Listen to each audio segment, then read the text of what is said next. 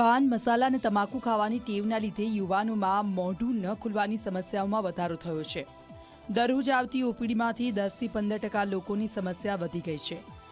પ્રથમ તબક્કામાં સારવાર ઓછી તકલીફદાયક હોય છે, પરંતુ બીજા તબક્કામાં દર્દીને ઇન્જેક્શન આપવાની ફરજ પડે છે। મોઢું ઓછું ખુલવું અને મોઢામાં હળવા ચાંદા પડવાથી આગળ જતા કેન્સરમાં પરિણમવાની શક્યતા ધરાવે છે, જેના લીધે યુવાનોમાં પાન મસાલા અને ગુટખા ખાવાની ટેવ છોડી દેવી જોઈએ।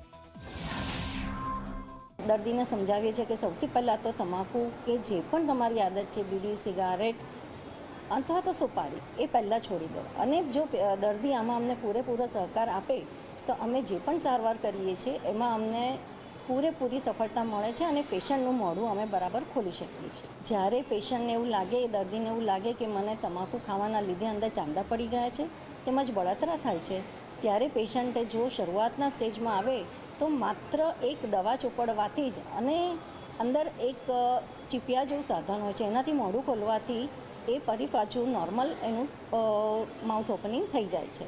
અને જો આગળના સ્ટેજમાં આવે તો પછી મોઢામાં ઇન્જેક્શન લેવા પડે છે।